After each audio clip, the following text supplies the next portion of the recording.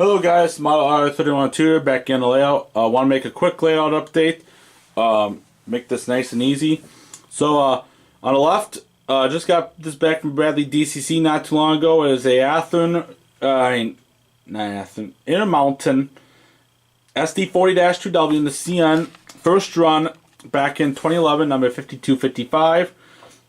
This locomotive got custom weathering, ditch light upgrades, which meant full LED upgrades. Look sound select with a TCS motherboard. Locomotive runs really well now. When Intermountain announced these back in 2010, the first run were one of the worst newer Intermountain locomotives ever built.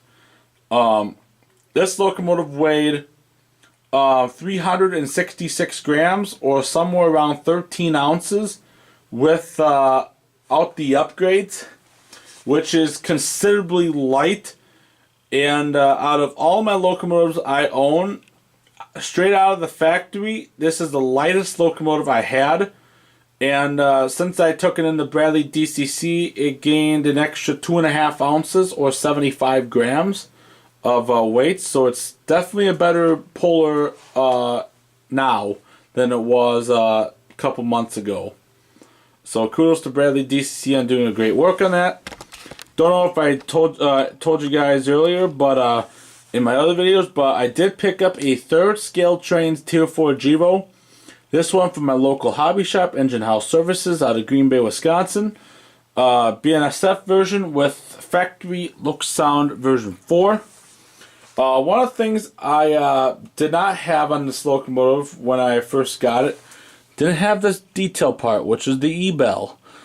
Called up Scale Trains, or actually I emailed them, and I needed some replacement parts, and they were good enough about getting those to me. I also needed one of these MU hoses for the rear of my GECX unit, which I was able to get. And then these handrails right here, apparently Scale Trains installed the wrong ones that are connected to the cab right here on the BNSF versions when they first came out.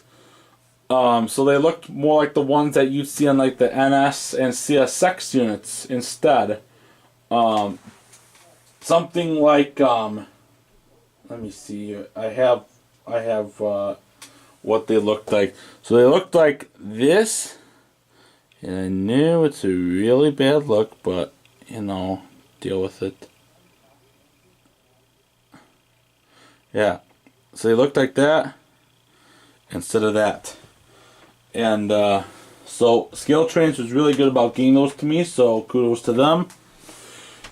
And then in my last update, I bought this NS GP38, or really it's a rebuilt GP38-2 from Atlas. Came at Trainfest for $220 with Loc Sound Select. This locomotive will probably be going to Bradley DCC in the next couple months to get LED upgrades and a speaker upgrade, including a ditch light installed.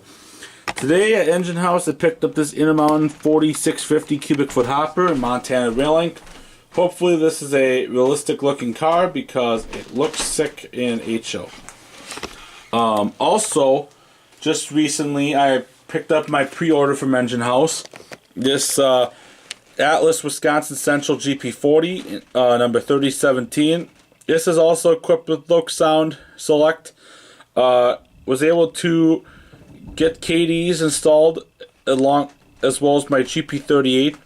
For some reason, the GP40s did not have full throttle equipped on the decoders, but yet the GP38s were, which I somewhat don't get why it was like that, but whatever. And then I do have a few items I could get rid of. And some of them are, I think, a good price. Some of them are a little bit more expensive, but that I cannot help. So, the first item I'd like to show off and potentially get rid of is this TCS WOW 121 21-pin decoder. And this came off of my Athearn Genesis SD70M-2 in the Xeon. TCS installed WOW Sound at Train Fest with me last year in my M-2, and this is the decoder that they put in.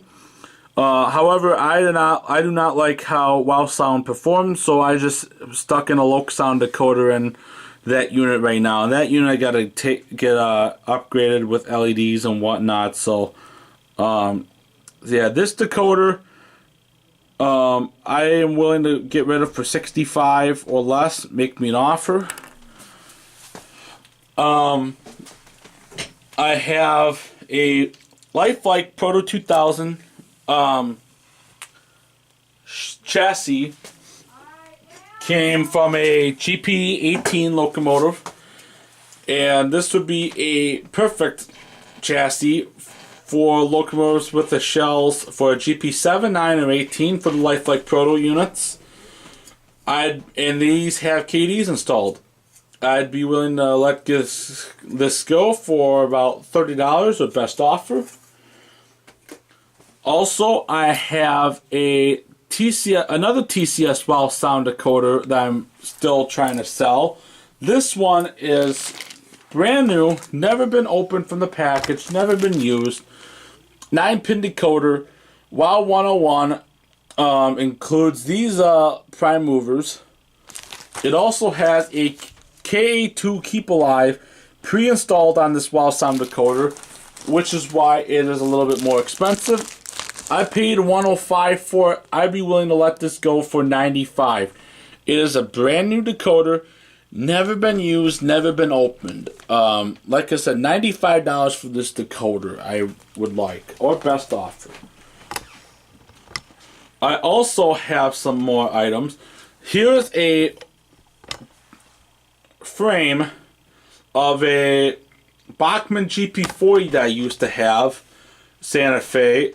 I entirely gutted the unit last year, and I officially removed it from my active roster and scrapped it this year. And I am willing to try to get something out of this weight, because I know the weight is worth something. It can be used for anything and anyone, for everyone's use. I just weighed this frame today. It is a good 10 ounces on the dot, or 284 grams for those non-Americans. I make me an offer on this. I do not know what to price this one. So that is that. I also have a Athearn Genesis, a Athearn Ready to Roll motor that came off of a GP38-2 that I also gutted this year. I do not know how much I should sell it, so if anyone's looking for an Athearn Ready to Roll motor, mainly for a GP38-2, GP40-2, or GP50, please make me an offer, because I'm willing to do whatever I can to get them sold. And then I also have some Athearn wheels that came off of a Ready to Roll GP38-2 that I also gutted, the same one I gutted this year. These are perfect for almost any Athearn Ready to Roll locomotive, since they are the 12-to-1 gear ratio. These wheels, they're also perfect for, I think, the blue box units. Not 100% sure, don't quote me on those, but this did come off of a GP38-2 Ready to Roll unit. So anything in the GP series would be perfect. 12-to-1 gear ratio, and they are really good wheel sets. I have two more of them. So the two that you see right now, there's two more. So I actually have a total of 4 of them. I'm willing to let these go for whatever. I'm not going to give them for free, but I am willing to make an offer, or someone's willing to make me an offer on these, whatever. Also, I have this Atlas True Track bumper that is good to be installed on the Atlas True Track stuff. I'd probably sell this for like a couple dollars, but if one of you decides to buy one of my items, I'd be willing to give this to you for free. So with the purchase of any of these items I have shown, you can get this Atlas True Track bumper for free. And that is it for what I have to say. Also, I do have, and I'm probably not going to use this because these are modified for other couplers. These are Kadee number 178s. Bought these because I had a couple Athearn older Genesis Trinity 5161 hoppers I bought earlier this year that needed these couplers to get replaced. It's practically a number 158 coupler, but with a weird gearbox. And I am willing to sell this for $4. Possibly a little bit less if one of you decides to go after any of these other items. So, to recap, the Bachmann GP40 weight, which is about 10 ounces or 284 grams, give me an offer. Give me an offer also on the Athearn ready-to-roll motor that came off of a GP38-2. I have 4 of these Athearn ready-to-roll GP38-2 wheels that would work on most Athearn ready-to-roll locomotives. I have 2 shown right now, but I have another 2, so a total of 4. Make me an offer on that. I have a TCS Wow Sound 121 4th version Wow Sound decoder, 21 pin, $65 for that. Lifelike Proto 2000 GP18 chassis in the background, that'd be good for a GP7, 9, or 18. Kadee couplers, I'd be willing to sell that for $30. Kadee number 178 couplers, $4. And then the Wow Sound 9-pin decoder with the Keep Alive, $95. So that is a wrap on this layout update. So hopefully you all had a good time and enjoy the rest of your night.